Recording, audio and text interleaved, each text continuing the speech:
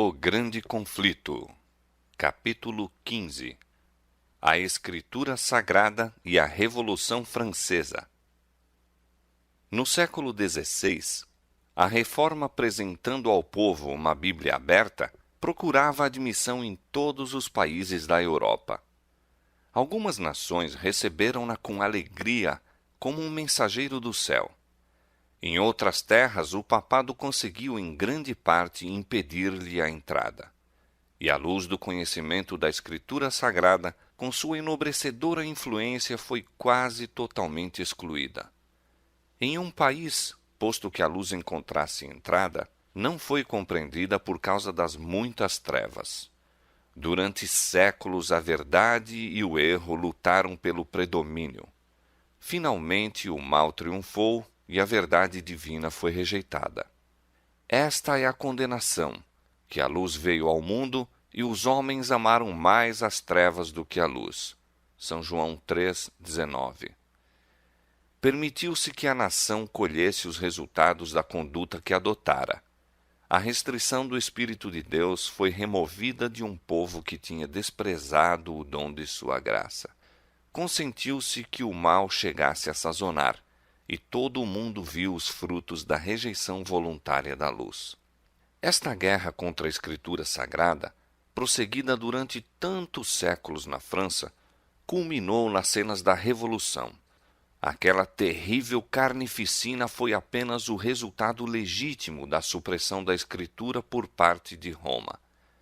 Apresentou ao mundo o mais flagrante exemplo da operação dos princípios papais, exemplo dos resultados a que por mais de 1000 anos tendia o ensino da Igreja de Roma. A supressão das Escrituras durante o período da supremacia papal foi predita pelos profetas, e o revelador, o apóstolo João, indica também os terríveis resultados que deveriam sobrevir especialmente à França pelo domínio do homem do pecado. Disse o anjo do Senhor: pisarão a cidade santa por 42 meses. E darei poder às minhas 2 testemunhas, e profetizarão por 1260 dias vestidas de saco. E quando acabarem o seu testemunho, a besta que sobe do abismo lhes fará guerra, e os vencerá, e os matará.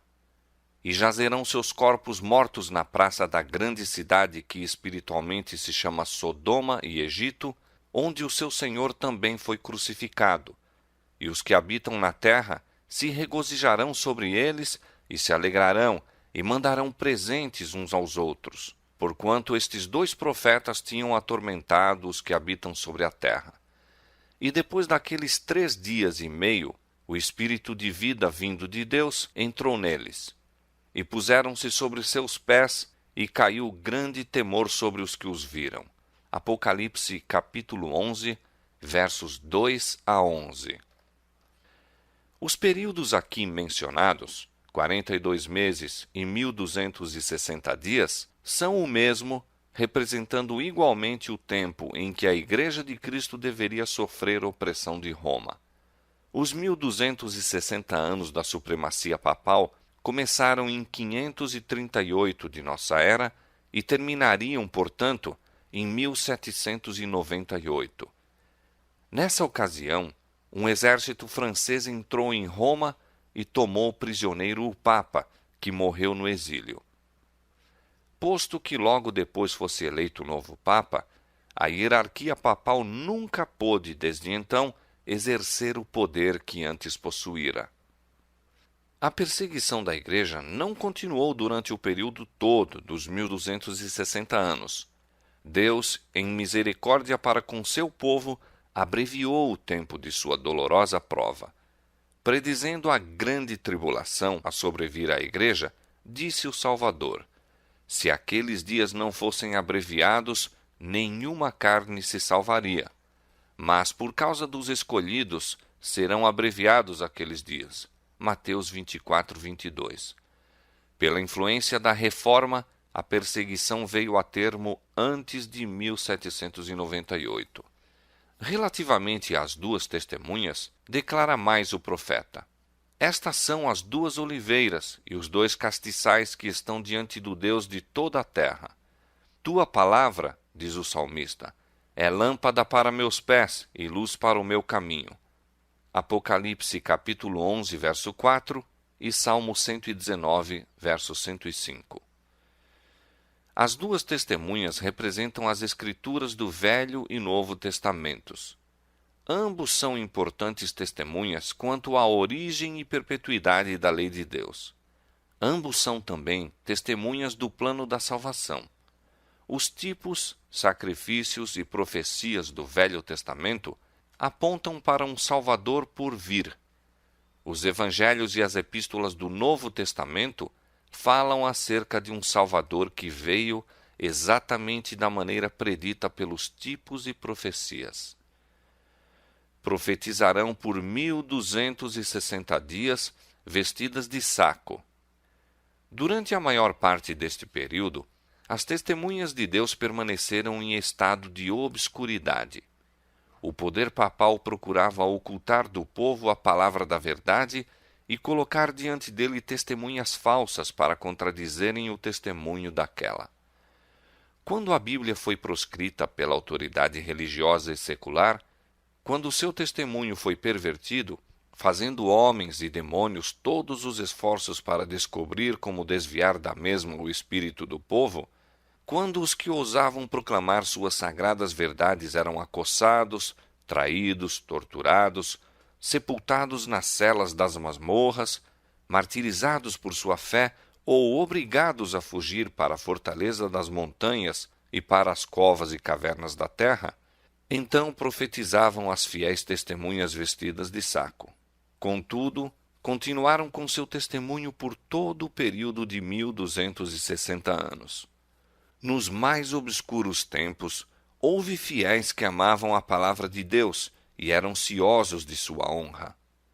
A esses fiéis servos foram dados sabedoria, autoridade e poder para anunciar sua verdade durante aquele tempo todo. Se alguém lhes quiser fazer mal, fogo sairá da sua boca e devorará os seus inimigos. E se alguém lhes quiser fazer mal, importa que assim seja morto.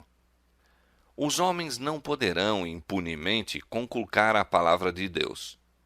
O sentido desta terrível declaração é apresentado no capítulo final do Apocalipse. Eu testifico a todo aquele que ouvir as palavras da profecia deste livro, que se alguém lhes acrescentar alguma coisa, Deus fará vir sobre ele as pragas que estão escritas neste livro. E se alguém tirar quaisquer palavras do livro desta profecia, Deus tirará a sua parte da árvore da vida e da cidade santa que estão escritas neste livro. Apocalipse capítulo 11, verso 5, capítulo 22, verso 18 e 19. Estas são as advertências que Deus deu para guardar os homens de mudar de qualquer maneira o que revelou ou ordenou. Essas solenes declarações de castigo se aplicam a todos os que por sua influência levam os homens a considerar levianamente a lei de Deus. Deveriam fazer tremer aos que petulantemente declaram ser coisa de pouca monta obedecer ou não à lei de Deus.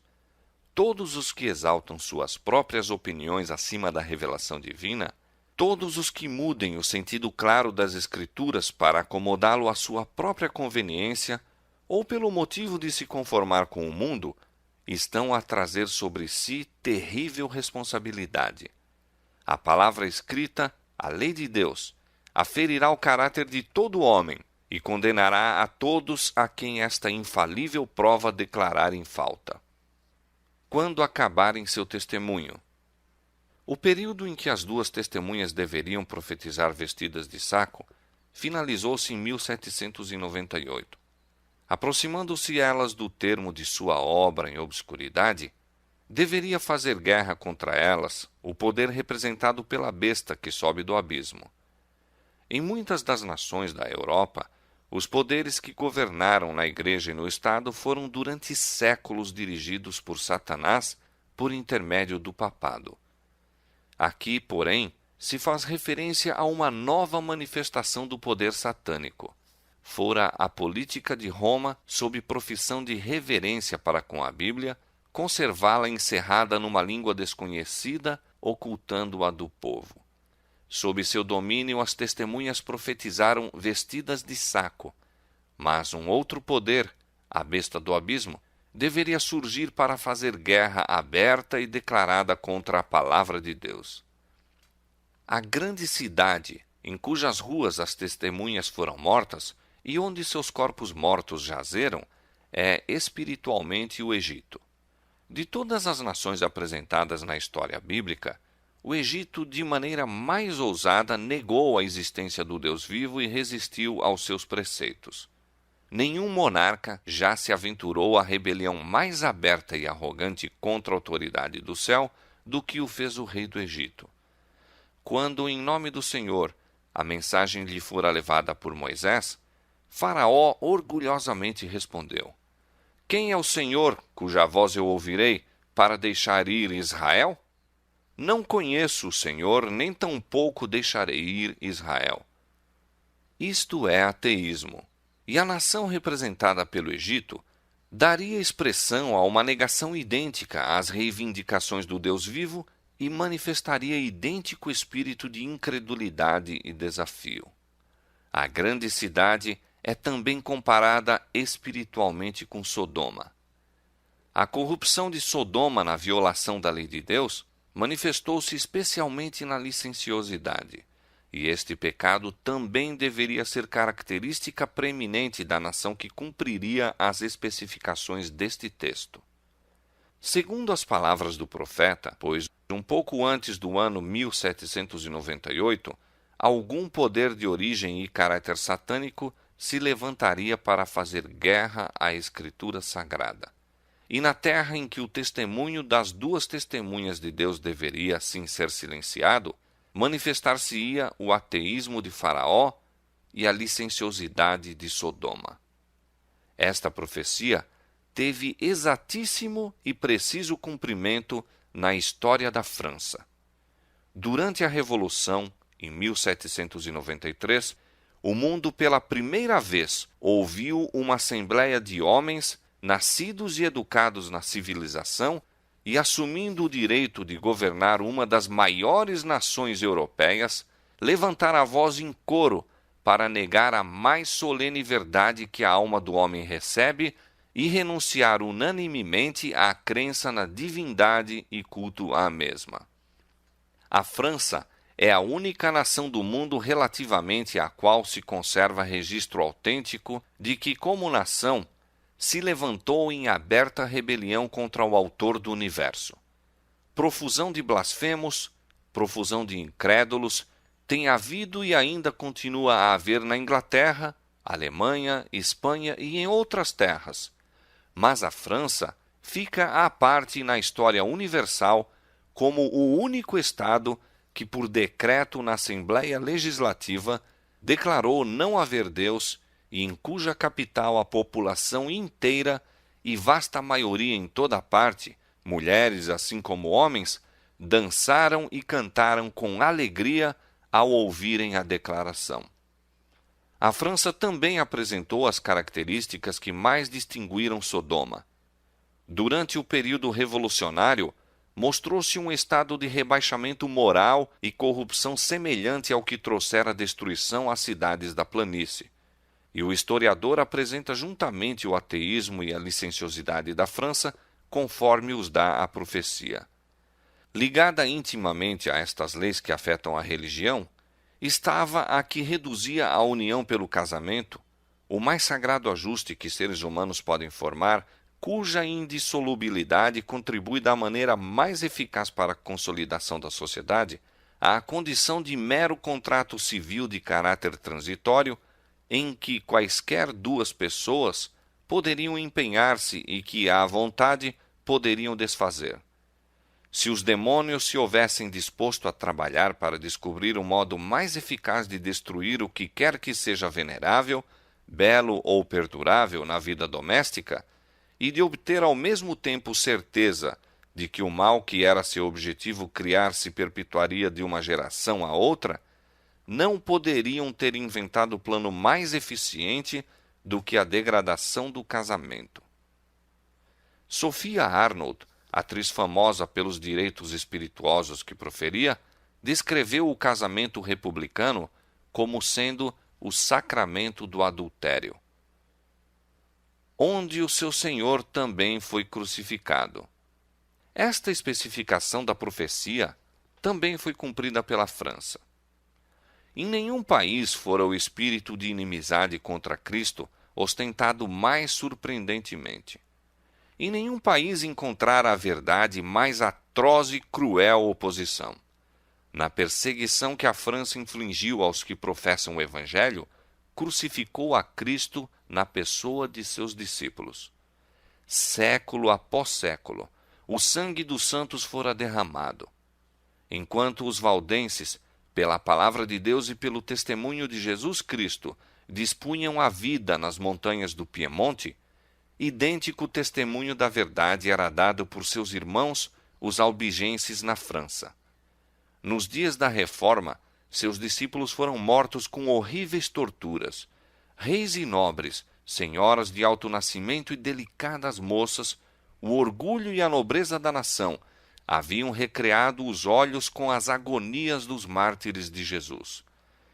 Os bravos huguenotes, batendo-se pelos direitos que o coração humano preza como os mais sagrados, tinham derramado seu sangue em muitos campos de rudes combates. Os protestantes eram tidos na conta de proscritos, punha-se a preço a sua cabeça e eram acossados como animais selvagens.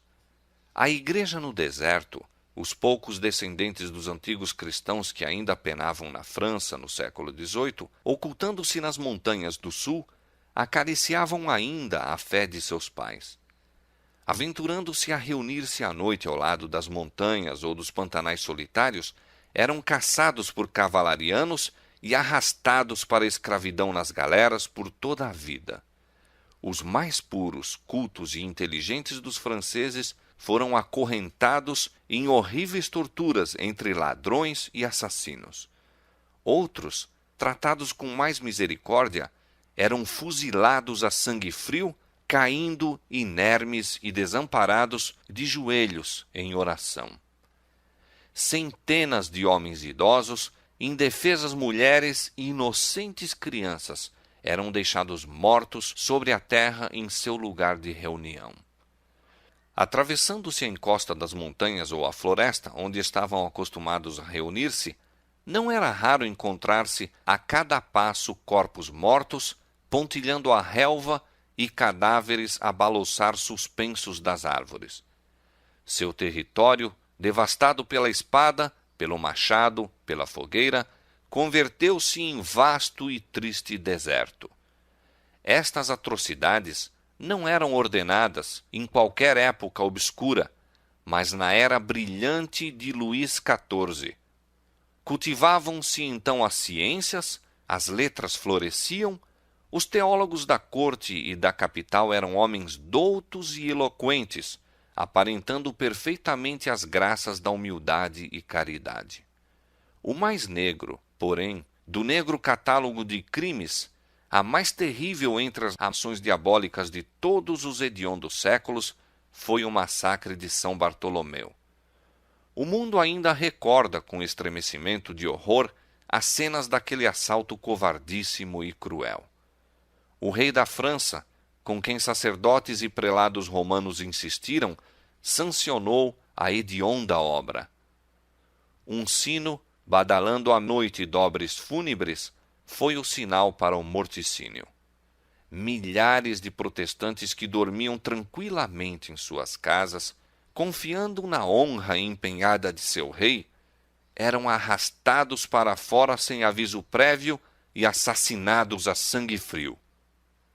Como Cristo fora o chefe invisível de seu povo ao ser tirado do cativeiro egípcio, assim foi Satanás o chefe invisível de seus súditos na horrível obra de multiplicar os mártires. Durante 7 dias perdurou o massacre em Paris, sendo os primeiros 3 com inconcebível fúria. E não se limitou unicamente à cidade, mas por ordem especial do rei, estendeu-se a todas as províncias e cidades onde se encontravam protestantes. Não se respeitava nem idade nem sexo, não se poupava nem a inocente criancinha, nem o homem de cabelos brancos. Nobres e camponeses, velhos e jovens, mães e filhos eram juntamente abatidos. Por toda a França, a carnificina durou 2 meses. Pereceram 70.000 da legítima flor da nação. Quando as notícias do massacre chegaram a Roma, a exultação entre o clero não teve limites. O cardeal de Lorena recompensou o mensageiro com 1.000 coroas. O canhão de Santo Ângelo reboou em alegre salva. Os sinos tangeram em todos os campanários. Fogueiras festivas tornaram a noite em dia. E Gregório XIII, acompanhado dos cardeais e outros dignitários eclesiásticos, foi em longa procissão à igreja de São Luís, onde o cardeal de Lorena cantou o Te Deum. Uma medalha foi cunhada para comemorar o massacre e no Vaticano ainda se podem ver 3 frescos de Vasari descrevendo o ataque ao almirante, o rei em conselho urdindo a matança e o próprio morticínio. Gregório enviou a Carlos a Rosa de Ouro e 4 meses depois da carnificina ouviu complacentemente ao sermão de um padre francês que falou daquele dia tão cheio de felicidade e regozijo em que o Santíssimo Padre recebeu a notícia e foi em aparato solene dar graças a Deus e a São Luís. O mesmo espírito sobrenatural que instigou o massacre de São Bartolomeu dirigiu também as cenas da Revolução. Foi declarado ser Jesus Cristo um impostor e o grito de mofa dos incrédulos franceses era: "Esmagai o miserável", querendo dizer Cristo.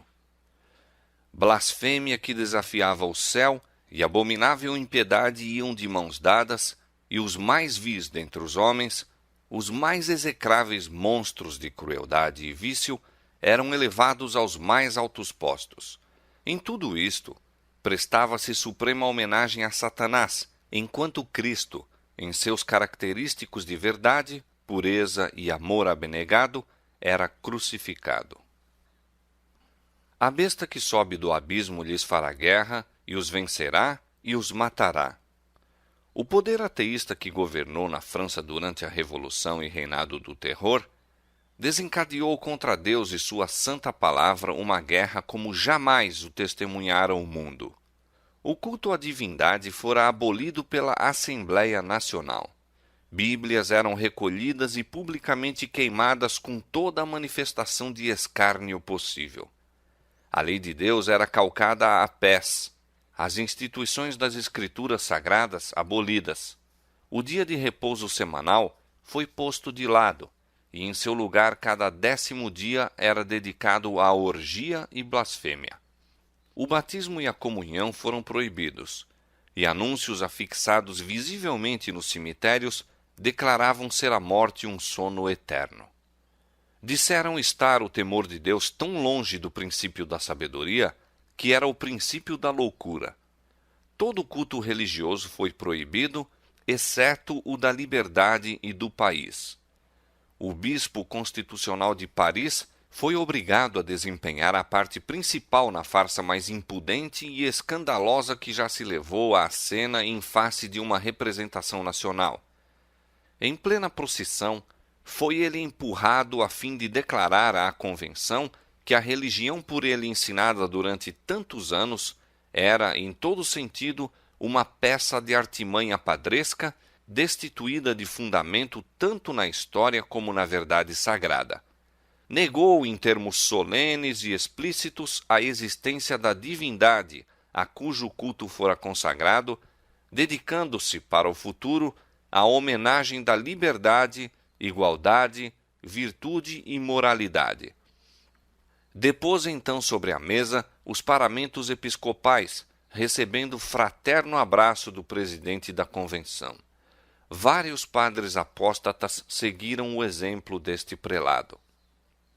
e os que habitam na terra se regozijarão sobre eles, e se alegrarão, e mandarão presentes uns aos outros, porquanto estes 2 profetas tinham atormentado os que habitam sobre a terra. A França incrédula fizera silenciar a voz reprovadora das 2 testemunhas de Deus. A palavra da verdade jazeu morta em suas ruas, e os que odiavam as restrições e exigências da lei de Deus estavam jubilosos. Os homens publicamente desafiavam o Rei do céu. Semelhantes aos pecadores da antiguidade, clamavam: Como o sabe Deus? Ou há conhecimento no Altíssimo? Com blasfema ousadia, que se diria incrível, disse um dos padres da nova ordem: Deus, se existis, vingai vosso nome injuriado. Eu vos desafio. Conservai-vos em silêncio. Não ousais fazer uso de vossos trovões. Quem depois disso crerá em vossa existência? Que eco fiel é isto da pergunta de Faraó: Quem é o Senhor para que eu obedeça a sua voz? Não conheço o Senhor. Disse o nécio em seu coração: Não há Deus. Salmo 14, verso 1. E declara o Senhor relativamente aos que pervertem a verdade: A todos será manifesto o seu desvario. 2 Timóteo 3, verso 9. Depois que a França renunciou ao culto do Deus vivo, o alto e o sublime que habita na eternidade, pouco tempo se passou até descer ela à idolatria degradante pelo culto da deusa da razão na pessoa de uma mulher dissoluta. E isto na Assembleia Representativa da Nação e pelas suas mais altas autoridades civis e legislativas. Diz o historiador: uma das cerimônias deste tempo de loucuras permanece sem rival pelo absurdo combinado com a impiedade. As portas da convenção foram abertas de par em par a uma banda de música, seguida dos membros da corporação municipal, que entraram em solene procissão, cantando um hino de louvor à liberdade e escoltando, como objeto de seu futuro culto, uma mulher coberta com um véu, a quem denominavam a deusa da razão. Levada à tribuna, tirou-se-lhe o véu com grande pompa e foi colocada à direita do presidente, sendo por todos reconhecida como dançarina de ópera. A essa pessoa, como mais apropriada representante da razão a que adoravam, a Convenção Nacional da França prestou homenagem pública. Essa momice ímpia e ridícula entrou em voga, e o instituir a deusa da razão foi repetido e imitado por todo o país nos lugares em que os habitantes desejavam mostrar-se à altura da revolução. Disse o orador que apresentou o culto da razão: Legisladores, o fanatismo foi substituído pela razão. Seus turvos olhos não poderiam suportar o brilho da luz. Neste dia, imenso público se congregou sob aquelas abóbodas góticas que pela primeira vez fizeram ecoar a verdade. Ali, os franceses celebraram o único culto verdadeiro, o da liberdade e o da razão. Ali formulamos votos de prosperidade às armas da República. Ali abandonamos ídolos inanimados para seguir a razão, esta imagem animada, a obra-prima da natureza. Ao ser a deusa apresentada à convenção, o orador tomou-a pela mão e, voltando-se à Assembleia, disse: Mortais, cessai de tremer perante os trovões impotentes de um Deus que vossos temores criaram. Não reconheçais, doravante, outra divindade senão a razão. Ofereço-vos sua mais nobre e pura imagem. Se haveis de ter ídolos, sacrificai apenas aos que sejam como este. Caí perante o augusto Senado da liberdade, ó véu da razão. A deusa, depois de ser abraçada pelo presidente, foi elevada a um carro suntuoso e conduzida, por entre vasta multidão, à Catedral de Notre-Dame para tomar o lugar da divindade. Ali foi ela erguida ao altar-mor e recebeu a adoração de todos os presentes. Não muito depois, seguiu-se a queima pública da Escritura Sagrada. Em uma ocasião, a Sociedade Popular do Museu entrou no salão da municipalidade exclamando: "Vive la razón!" e carregando na extremidade de um mastro os restos meio queimados de vários livros, entre os quais breviários, missais e o Velho e o Novo Testamentos, livros que espiavam em grande fogo, disse o presidente, todas as loucuras que tinham feito a raça humana cometer. Foi o papado que começara a obra que o ateísmo estava a completar. A política de Roma produzira aquelas condições sociais, políticas e religiosas que estavam precipitando a França na ruína. Referindo-se aos horrores da Revolução, dizem escritores que esses excessos devem ser atribuídos ao trono e à Igreja. Com estrita justiça devem ser atribuídos à Igreja. O papado envenenara a mente dos reis contra a reforma como inimiga da coroa, elemento da discórdia que seria fatal à paz e harmonia da nação. Foi o gênio de Roma que, por este meio, inspirou a mais espantosa crueldade e mortificante opressão que procedeu do trono. O espírito de liberdade acompanhava a Bíblia. Onde quer que o Evangelho era recebido, despertava-se o povo. Começavam os homens a romper as algemas que os haviam conservado escravos da ignorância, vício e superstição. Começavam a pensar e agir como homens. Os monarcas, ao verem isto, temeram pelo seu despotismo. Roma não foi tardia em inflamar seus ciosos temores. Disse o Papa ao regente da França, em 1525, esta mania, o protestantismo, não somente confundirá e destruirá a religião, mas todos os principados, nobreza, leis, ordens e classes juntamente. Poucos anos mais tarde, um núncio papal advertiu o rei: Majestade, não vos enganeis. Os protestantes subverterão toda a ordem civil e religiosa. O trono está em tão grande perigo como o altar. A introdução de uma nova religião deve necessariamente introduzir novo governo. E os teólogos apelavam para os preconceitos do povo, declarando que a doutrina protestante instiga os homens à novidade e loucura, despoja o rei da dedicada afeição de seus súditos e devasta tanto a Igreja como o Estado. Assim, Roma conseguiu predispor a França contra a reforma. Foi para manter o trono, preservar os nobres e conservar as leis que pela primeira vez se desembainhou na França a espada da perseguição. Mal imaginavam os governantes do país os resultados daquela política fatal. O ensino da Escritura Sagrada teria implantado no espírito e no coração do povo os princípios de justiça, temperança, verdade, equidade e benevolência, que são a própria pedra basilar da prosperidade da nação.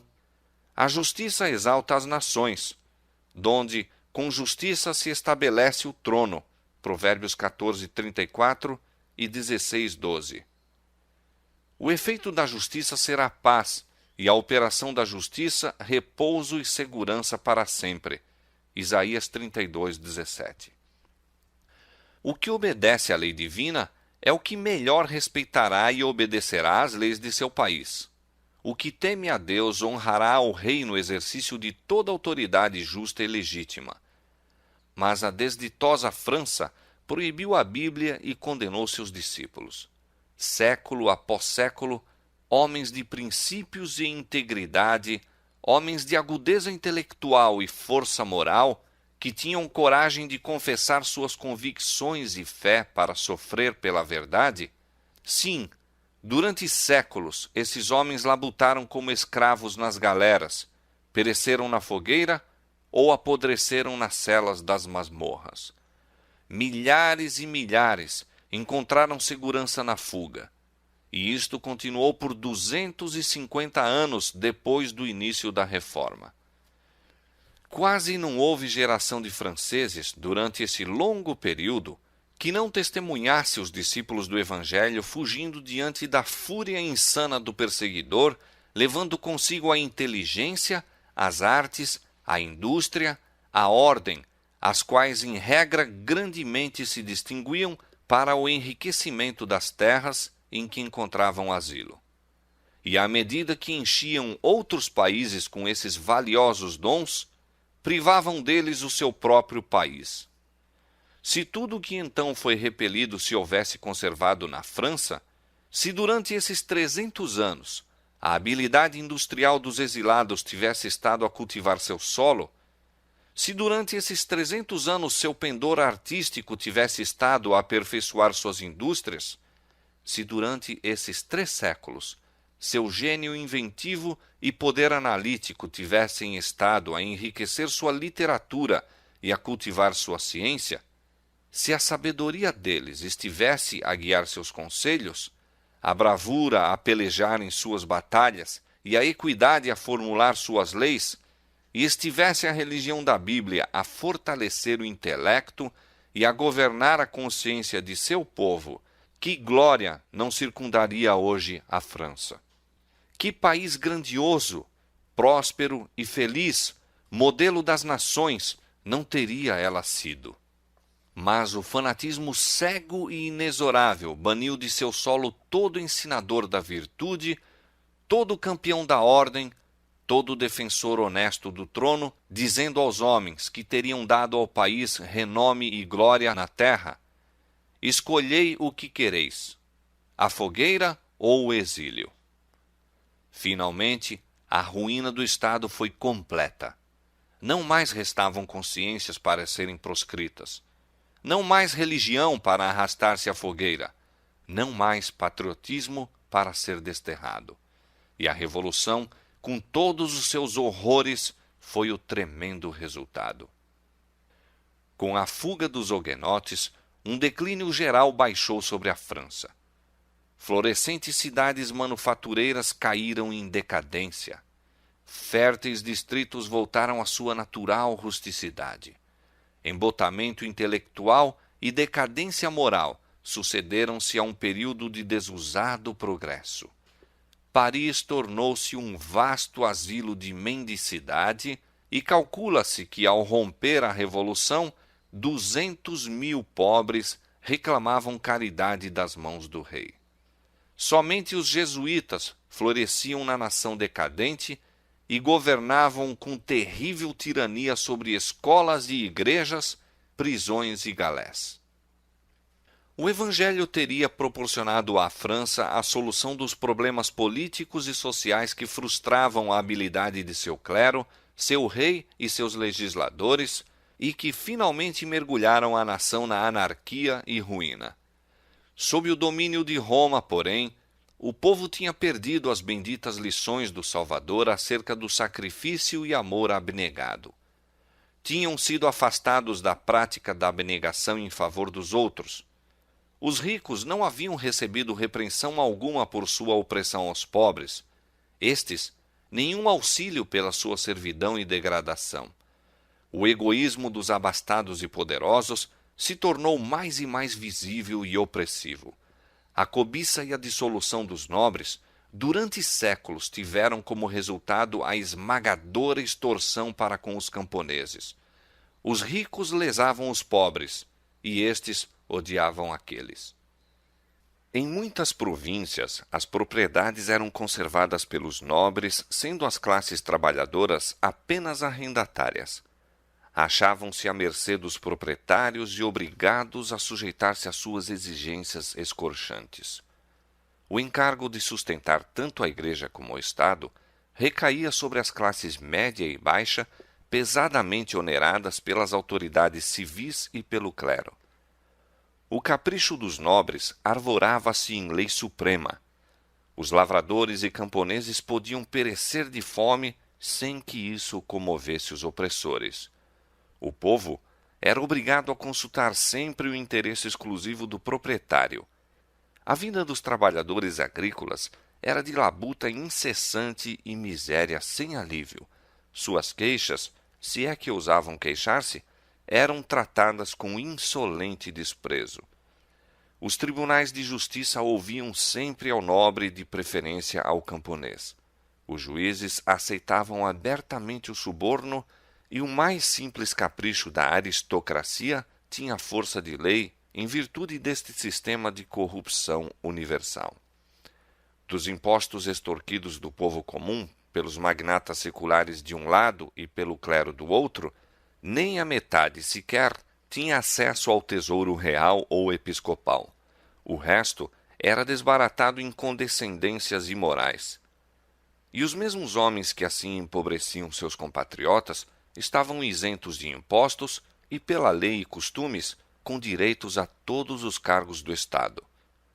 Os membros das classes privilegiadas orçavam por uns 150.000 e, para a satisfação delas, milhões estavam condenadas a levar uma vida de degradação irremediável. A corte achava-se entregue ao luxo e à libertinagem. Pouca confiança existia entre o povo e os governantes. Prendia-se a todos os atos do governo a suspeita de serem mal interpretados e egoístas. Durante mais de meio século antes do tempo da Revolução, o trono foi ocupado por Luís XV, que mesmo naqueles maus tempos se distinguiu como monarca indolente, frívolo e sensual. Com uma aristocracia depravada e cruel, uma classe inferior empobrecida e ignorante, achando-se o Estado em embaraços financeiros e o povo exasperado, não se necessitava do olhar de profeta para prever uma iminente e terrível erupção. Às advertências de seus conselheiros estava o rei acostumado a responder: procurai fazer com que as coisas continuem tanto tempo quanto eu provavelmente possa viver. Depois da minha morte, seja como for. Era em vão que se insistia sobre a necessidade de reforma. Ele via os males, mas não tinha nem a coragem nem a força para enfrentá-los. Sua resposta indolente e egoísta sintetizava, com verdade, a sorte que aguardava a França. Depois de mim, o dilúvio. Valendo-se dos ciúmes dos reis e das classes governantes, Roma os influenciara a conservar o povo na escravidão, bem sabendo que o Estado assim se enfraqueceria, tendo por este meio o propósito de firmar em seu cativeiro tanto príncipes como o povo.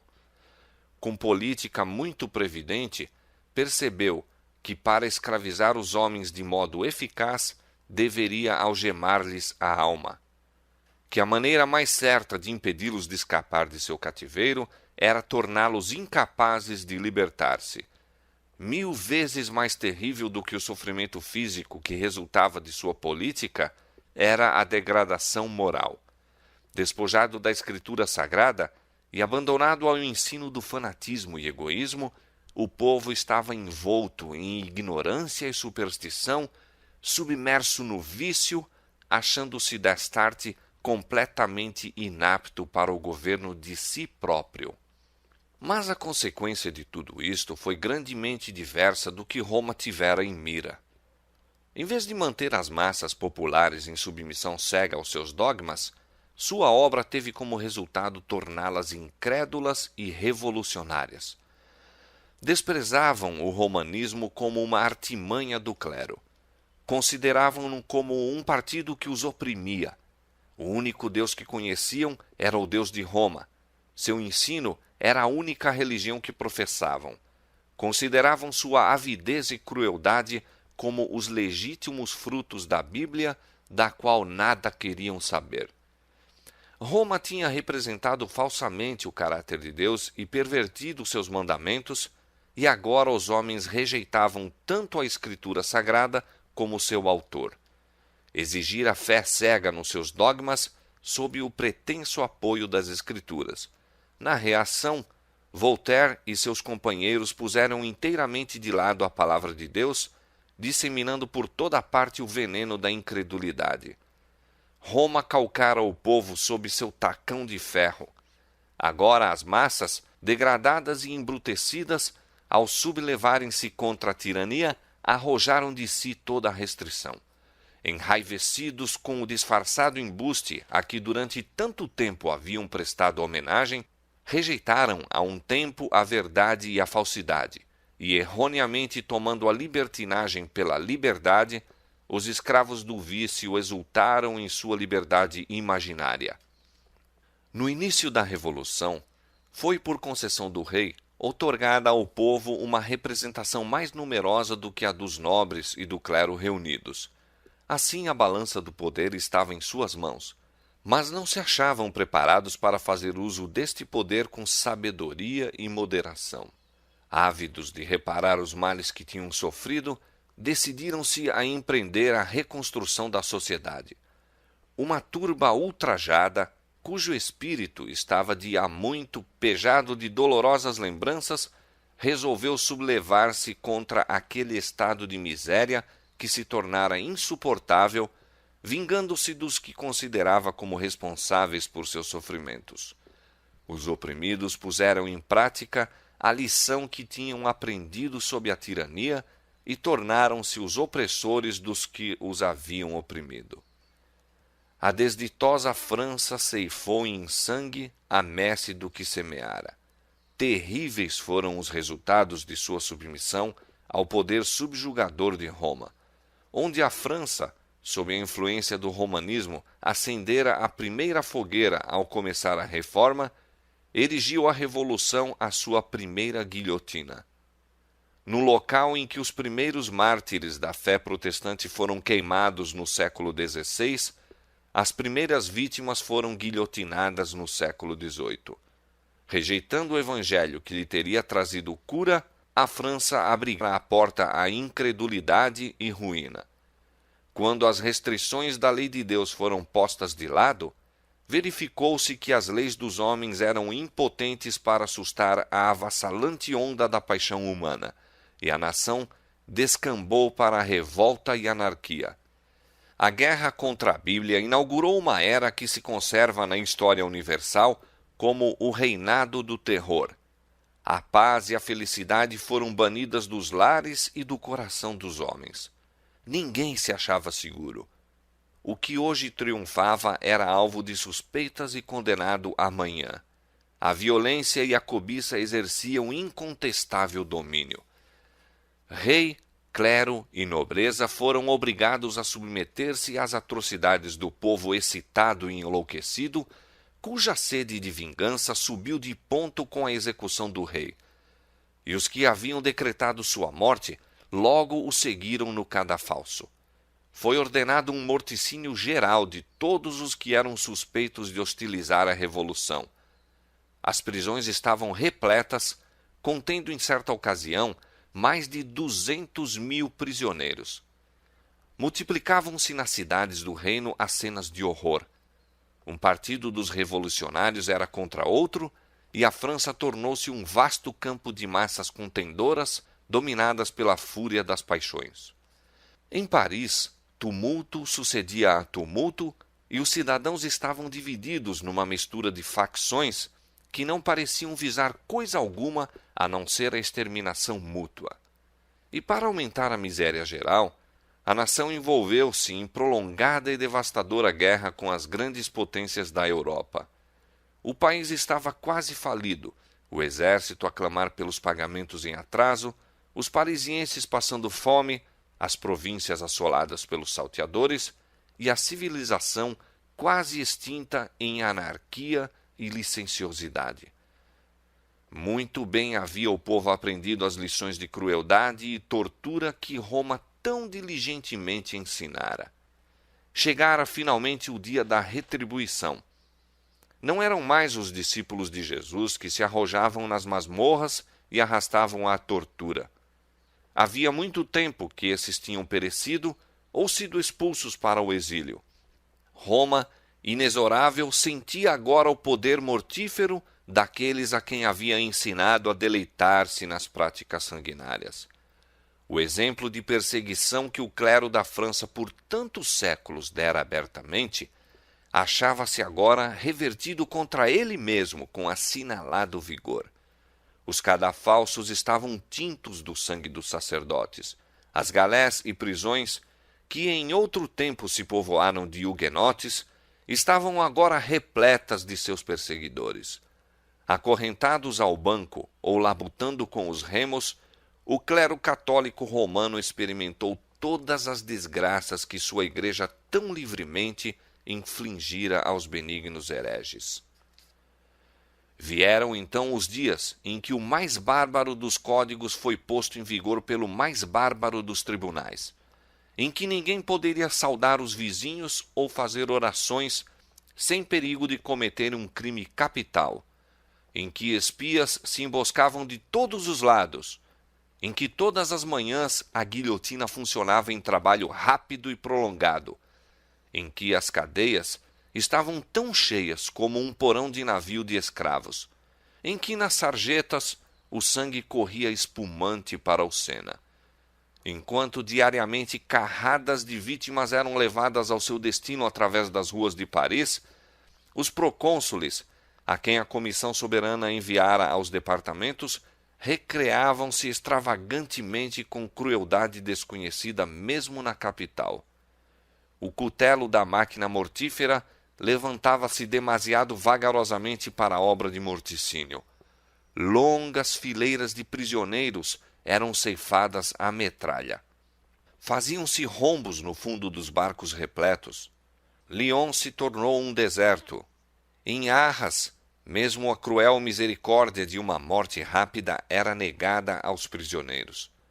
Por toda a extensão do Loire, de Saumur até a desembocadura do oceano, grandes bandos de corvos e milhanos banqueteavam-se nos cadáveres nus, juntamente irmanados em hediondos abraços. Não se mostrava misericórdia a sexo ou idade. O número de moços e moças de 17 anos que foram assassinados por aquele governo execrável deve ser computado às centenas. Criancinhas arrancadas dos seios eram arrojadas de chuço em chuço ao longo das fileiras jacobinas. No curto espaço de 10 anos, pereceram multidões de criaturas humanas. Tudo isto foi como Satanás queria. Durante séculos se empenhara por consegui-lo. Sua política é o engano desde o princípio até o fim, e seu propósito fixo é acarretar a desgraça e a miséria aos homens, desfigurar e aviltar a obra de Deus, desvirtuar os propósitos divinos de benevolência e amor, ocasionando assim o pesar no céu. Então, por suas artes ilusórias, cega o espírito dos homens, induzindo-os a responsabilizar a Deus pelos males de sua obra, como se toda essa miséria fosse resultado do plano do Criador. De igual modo, quando os que foram degradados e embrutecidos pelo seu poder cruel alcançam a liberdade, ele os compele a excessos e atrocidades. Então este quadro de desenfreada licenciosidade é apontado pelos tiranos e opressores como ilustração dos resultados da liberdade. Quando é descoberto o erro sob um aspecto, Satanás apenas o mascara sob disfarce diverso, e as multidões o recebem tão avidamente como a princípio. Quando o povo descobriu ser o romanismo um engano, e Satanás não pôde por este agente levá-lo à transgressão da lei de Deus, compeliu-o a considerar todas as religiões como fraude e a Escritura Sagrada como fábula. E, pondo de lado os estatutos divinos, entregaram-se à desenfreada iniquidade. O erro fatal que trouxe semelhante desgraça aos habitantes da França foi a ignorância desta única e grande verdade, que a genuína liberdade reside dentro das prescrições da lei de Deus. Ah, se tivesses dado ouvidos aos meus mandamentos, então seria a tua paz como o rio e a tua justiça como as ondas do mar. Os ímpios não têm paz, disse o Senhor, mas o que me der ouvidos habitará seguramente e estará descansado do temor do mal. Ateus, incrédulos e apóstatas opunham-se à lei de Deus e acusavam-na, mas os resultados de sua influência provam que o bem-estar do homem se prende à obediência aos estatutos divinos. Os que não leram esta lição no livro de Deus são convidados a lê-la na História das Nações. Quando Satanás agiu mediante a Igreja de Roma a fim de desviar os homens da obediência, fê-lo ocultamente e com disfarce tal que a degradação e a miséria resultantes nem foram vistas como sendo fruto da transgressão. E seu poder foi tão grandemente contrabalançado pela operação do Espírito de Deus, que seus propósitos não lograram alcançar completa realização. O povo não ligava o efeito à causa, nem descobria a fonte de suas misérias. Na Revolução, porém, a lei de Deus foi abertamente posta de lado pelo Conselho Nacional, e no reinado do terror que se seguiu, todos puderam ver a operação de causa e efeito. Quando a França publicamente rejeitou a Deus e pôs de parte a Escritura Sagrada, os homens ímpios e os espíritos das trevas exultaram com a consecução do objetivo havia tanto acalentado: um reino livre das restrições da lei de Deus. Porque a sentença contra uma obra má não fosse imediatamente executada, o coração dos filhos dos homens ficou inteiramente disposto para praticar o mal. Mas da transgressão de uma lei justa e reta deve inevitavelmente resultar a miséria e ruína. Conquanto não fosse de pronto visitada com juízos, a impiedade dos homens estava, não obstante, operando seguramente a sua condenação. Séculos de apostasia e crime tinham estado a acumular a ira para o dia da retribuição, e quando se completou sua iniquidade, os desprezadores de Deus aprenderam demasiado tarde que coisa terrível é haver esgotado a paciência divina. O moderador Espírito de Deus, que põe limite ao poder cruel de Satanás, foi removido em grande medida, permitindo-se que realizasse a sua vontade aquele cujo único deleite consiste na miséria humana. Os que haviam escolhido servir à rebelião foram deixados a colher seus frutos, até que a terra se encheu de crimes demasiado horrendos para que a pena os descreva.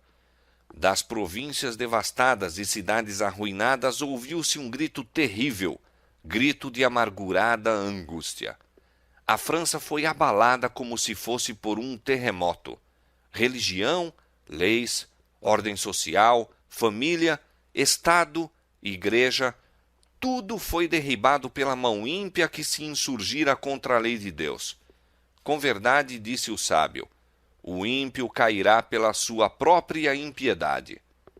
Ainda que o pecador faça mal 100 vezes e os dias se lhe prolonguem, eu sei com certeza que bem sucede aos que temem a Deus, aos que temerem diante dele. Mas ao ímpio não irá bem. Aborreceram o conhecimento e não preferiram o temor do Senhor. Portanto, comerão do fruto do seu caminho e fartar-se-ão dos seus próprios conselhos. As fiéis testemunhas de Deus, mortas pelo poder blasfemo que subiu do abismo, não deveriam por muito tempo ficar em silêncio. Depois daqueles 3 dias e meio, o Espírito de vida vindo de Deus entrou neles, e puseram-se sobre seus pés, e caiu grande temor sobre os que os viram. Apocalipse 11:11. Foi em 1793 que os decretos que aboliam a religião cristã e punham de parte a Escritura Sagrada passaram na Assembleia Francesa. 3 anos e meio mais tarde foi adotada pelo mesmo corpo legislativo uma resolução que abrogava esses decretos, concedendo assim tolerância às Escrituras. O mundo ficou estupefato ante a enormidade dos crimes que tinham resultado da rejeição das Escrituras Sagradas, e os homens reconheceram a necessidade da fé em Deus e em sua palavra como fundamento da virtude e da moralidade. Diz o Senhor: a quem afrontaste e de quem blasfemaste? E contra quem alçaste a voz e ergueste os teus olhos ao alto? Contra o Santo de Israel. Isaías 37:23. Portanto, eis que lhes farei conhecer, desta vez lhes farei conhecer a minha mão e o meu poder, e saberão que o meu nome é o Senhor. Jeremias 16, 21. Relativamente às duas testemunhas, declara o profeta ainda: E ouviram uma grande voz do céu que lhes dizia: Subi cá. E subiram ao céu em uma nuvem, e os seus inimigos os viram. Apocalipse 11, 12. Desde que a França fez guerra às duas testemunhas de Deus, elas têm sido honradas como nunca dantes. Em 1804 foi organizada a Sociedade Bíblica Britânica e Estrangeira. Seguiram-se organizações semelhantes com numerosas filiais no continente europeu. Em 1816 fundou-se a Sociedade Bíblica Americana. Quando se formou a Sociedade Britânica, a Bíblia havia sido impressa e circulara em 50 línguas. Desde então, foi traduzida em mais de 1000 línguas e dialetos. Durante os 50 anos anteriores a 1792, pouca atenção se dera à obra das missões estrangeiras. Nenhuma nova sociedade se formou e não havia senão poucas igrejas que envidavam algum esforço para a propagação do cristianismo nas terras gentílicas. Mas, pelo fim do século XVIII, grande mudança ocorreu. Os homens se tornaram descontentes com os resultados do racionalismo e compenetraram-se das necessidades da revelação divina e da religião experimental. Desde esse tempo, a obra das missões estrangeiras tem atingido crescimentos sem precedentes. Os aperfeiçoamentos da imprensa deram impulso à obra na circulação da Escritura Sagrada. As ampliadas facilidades de comunicação entre os diferentes países, a derrocada de antigas barreiras de preconceitos e exclusivismo nacional e a perda do poder secular pelo Pontífice de Roma têm aberto o caminho para a entrada da Palavra de Deus. Há anos a Bíblia tem sido vendida sem restrições nas ruas de Roma e atualmente está sendo levada a cada parte habitável do globo. O incrédulo Voltaire jactanciosamente dissera certa vez: Estou cansado de ouvir dizer que 12 homens estabeleceram a religião cristã. Eu provarei que basta um homem para suprimi-la. Faz mais de um século que morreu. Milhões têm aderido à guerra contra a Escritura Sagrada. Mas tão longe está de ser destruída que onde havia 100 no tempo de Voltaire, há hoje 10.000 ou antes 100.000 exemplares do Livro de Deus. Nas palavras de um primitivo reformador, relativas à Igreja Cristã, a Bíblia é uma bigorna que tem gasto muitos martelos. Disse o Senhor: Toda ferramenta preparada contra ti não prosperará, e toda a língua que se levantar contra ti em juízo, tu a condenarás. Isaías 54, 17. A palavra de nosso Deus subsiste eternamente. Fiéis são todos os seus mandamentos. Permanecem firmes para todo sempre. São feitos em verdade e retidão. Salmo 111, versos 7 e 8. O que quer que seja edificado sobre a autoridade do homem será destruído, mas subsistirá eternamente o que se acha fundado sobre a rocha da imutável palavra de Deus.